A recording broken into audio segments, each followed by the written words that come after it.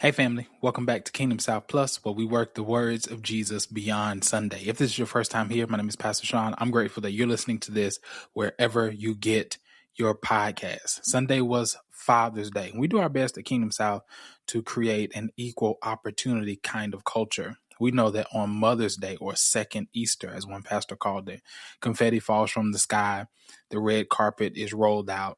And I'm not mad at it. I think mothers are incredible and are worthy of every bit of the honor that they receive on Mother's Day. Yet at the same time, I believe fathers are worthy of honor as well. Yes, there are men who have abdicated their role as fathers, but we shouldn't allow the fathers who haven't to pay for those fathers' mistakes. So we do our best at Kingdom South to celebrate and honor fathers. I wanted to craft a sermon that I believe would speak to the realities of the room. And that is, on the one hand, we don't have nearly as many men as we have women in our church. And so one of the things I've been thinking through as I was getting ready for this series is, how do you talk about the things that impact men in a way that gives women insight into their minds, their moods, all of that. And so that's really what I've been attempting to do throughout this series. Is I'm preaching about men, but I'm preaching to women. And so Sunday's message was no different. I came across this quote that I opened the message with. It says, "My father never told me how to live. He simply lived in front of me and let me watch." I thought it was a powerful quote, especially for us here at Kingdom South, because as a formation-focused church, the success of our mission depends on us seeing Jesus not merely as our Savior, but also our example. Not simply how to get to heaven, but how to be human. Jesus teaches us how to think, how to live, how to love, and how to relate to God and others. But at the same time, if we're honest, Jesus is not our first example. Formation did not begin the moment you met Jesus. Formation began the moment you started watching other humans be human. And for better or worse, one of the earliest and most influential examples many of us encounter is our parents. And so I wanted to take the father's approach to this parental example, because whether present or absent, healthy or unhealthy, intentional or unintentional, your father taught you something. There are those of you who are listening to this podcast, and your father taught you what a man looks like, what masculinity looks like, what love looks like, what leadership looks like, what work looks like, and for some, even what worship looks like. Yet there are others who are listening to this podcast, and you have the unfortunate testimony that all he taught you was what not to be. And so I want to honor both of those realities, because as with Mother's Day, but especially Father's Day, it comes with mixed emotions, because depending on what your dynamic is like with your father is going to impact the way that you receive this content. And so even as you listen to this recap, hopefully you'll be able to get something from it. The text that we used on Sunday was Genesis 22, the story of Abraham being commanded to sacrifice his son, Isaac. To understand what's happening in Genesis 22, we have to appreciate everything that led Abraham to that moment. God had called him some years earlier and promised to make him the father of many nations. But there was one major problem. He and Sarah were well advanced in age and had no children. So after years had passed and the promise seemed delayed, Sarah grew impatient and suggested that Abraham have a child through Hagar, who we know as the black girl, his servant. Instead of trusting God, Abraham agrees to Sarah's plan. The decision would later create tension, division, and consequences that would ripple through generations, all because Abraham chose what seemed practical over what God had promised. Eventually, though, God makes good on his promise, and Sarah gives birth to Isaac, the long-awaited son through whom Abraham's future would unfold. So here in Genesis 22, the same God who made the promise asks Abraham to place that promise on the altar. This is what Genesis 22 verses 1 and 2 say. Sometime later, God tested Abraham. He said to him, "Abraham, here I am," he replied. Then God said, "Take your son, your only son whom you love, Isaac, and go to the region of Moriah.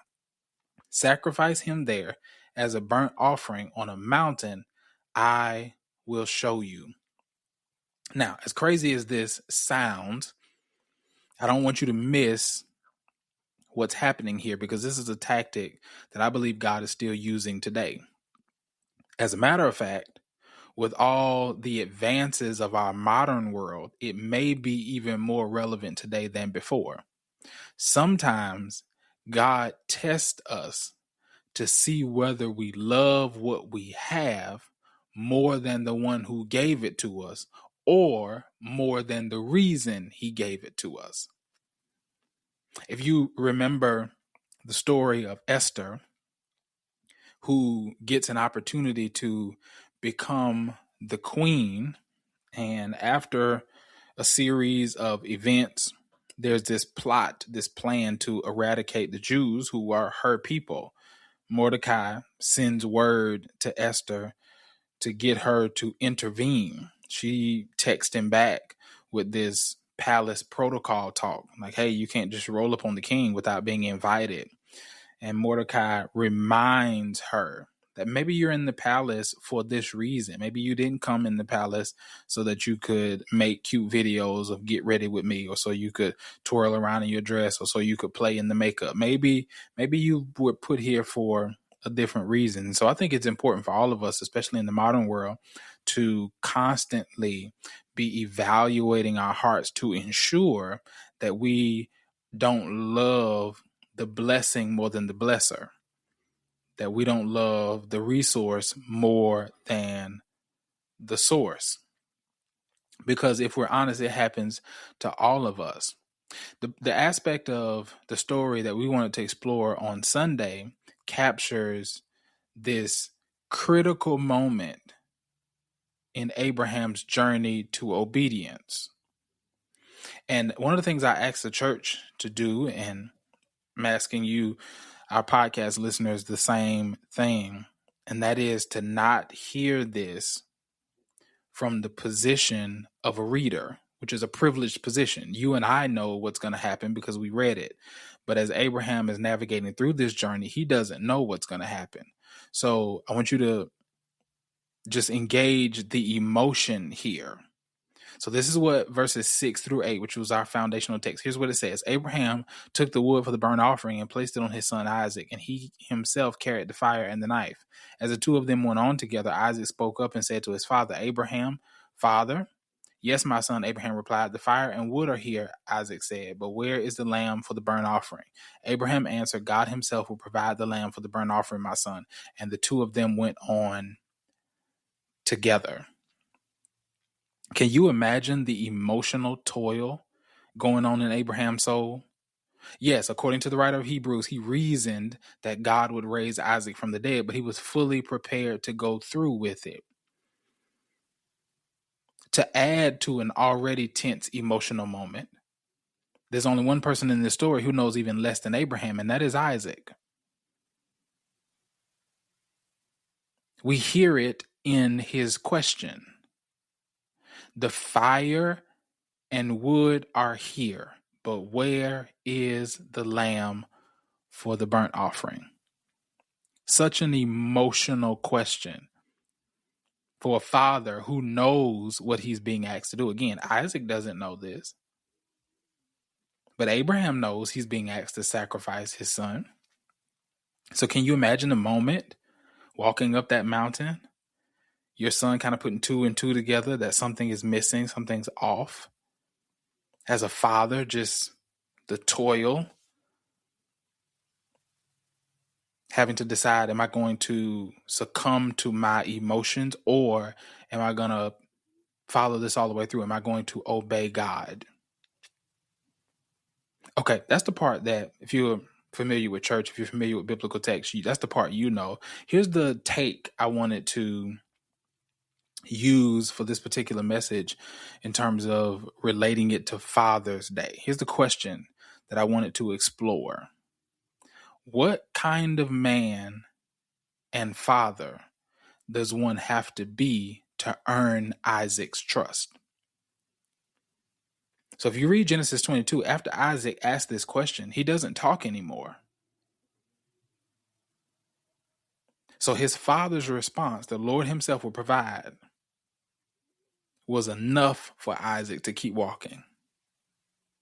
What kind of man, what kind of father does one need to be to earn Isaac's trust? And so I offered three things, three traits that a man and father must possess. And if you're a lady listening to this podcast, I don't want you to tune out, because aside from instances of sexual assault, you choose the men who become fathers. So I want you to hear these traits in a different lens. So the men who may be listening to this podcast, I want you to hear these traits as traits that you need to embody. The ladies who are listening to this, I want you to hear this as traits you need to be looking for. Here's number one: a consistent man. A consistent man. One reason Isaac follows Abraham without resistance is that moment didn't begin on the mountain. Somewhere long before Genesis 22, Abraham had built credibility through consistency. And by consistency, I don't mean that every day looks the same or that a man always has the same capacity to give. I simply mean that a consistent man gives what he has when he has it and does so regularly. Because trust is not built in dramatic moments. It is built through repeated patterns over time. And the people closest to us learn whether we can be depended upon by watching whether our presence, effort, and integrity remain steady even when life becomes difficult. The man got to be consistent. In order for you to walk up the mountain, in order for you to trust your life into this person's hands, he needs to be consistent. So if you're a man, you need to be consistent. If you're a lady listening to this, you're dating, you need to find a consistent man. Number two, a convicted man. Genesis 22 reveals a side of Abraham that was not always present in his story. Earlier in life, Genesis 16, when Sarah suggested bringing Hagar into the picture, Abraham acted without discernment and let the pressure around him determine his direction. But here, when God speaks, Abraham moves immediately because somewhere along the journey, he has become a man of conviction. A convicted man is a man who is deeply convinced of something. And that matters because it is difficult to convince others to follow you where you're going when you yourself are uncertain about what you believe. It is hard to be convincing when you aren't convinced. So whether leading a family, building a relationship, or pursuing a calling, people are far more likely to trust a man who knows what he stands for than one who constantly shifts with his circumstances. Conviction. A man who's standing on something. Number three, a consecrated man. And I want you to hear 2 and 3 together because this is important. Conviction alone is not enough because people can be deeply convinced about things that are ultimately harmful or misguided. We see it all the time. So conviction is not enough. Because we know a lot of people that are passionately wrong.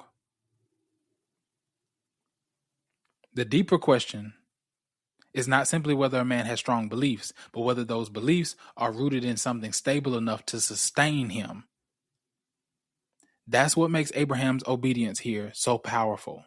Because by the time he gets to Genesis 22, his life has become fully surrendered to God. And that surrender shapes every decision he makes. A consecrated man understands that before he is a husband, a father, a provider, or a leader, he is first accountable to God. And there is something deeply trustworthy about a man whose life is ordered by something bigger than his emotions, appetites, ambitions, and personal preferences. Listen to me. I'm done. Listen to me, ladies. If he won't listen to God, he won't listen to you.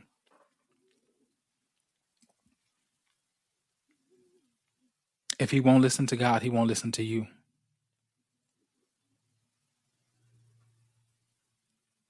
A consecrated man, a man who has surrendered his mind, his will, his emotions to the Lord Jesus. So one more time, a consistent man, a convicted man, a consecrated man. That's the kind of man men need to be to earn the trust of Isaac.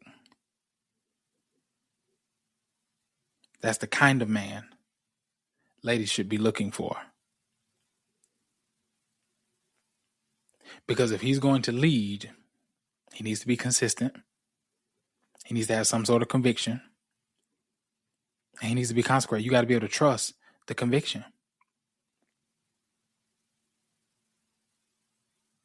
If I'm following you, who you following? If you're leading me, who's leading you?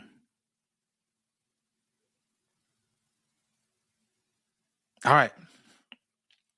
Again, I know this has been a different kind of message. Normally, I try to be pretty straightforward just on a regular day, but especially with men series because it's too consequential to not be honest. And if men are going to lead and do all the things that we believe men are called to do, then we got to have some honest conversations about what kind of man do you need to become in order to do that. And so hopefully this is giving you some perspective around fatherhood and the power of example, because all of this is really hinged on and predicated upon that. So we're gearing up for week 4. This coming week is the conclusion of the Gender Wars series. Really excited. One of the pastors on our team is speaking on Sunday for the first time. So we're looking forward to him closing out this series. Again, if you've missed any of the recaps, any of the messages, you can go back and just binge listen to our podcast and get caught up so that you'll be ready for the week 4 recap. I've got one ask. It's the only ask I'll ever ask of you, and that is, if this added any value to your Jesus journey, would you help me help more people? Send this to someone you know who needs to hear this recap. Until next time, this is Kingdom South Plus, where we work the words of Jesus beyond Sunday.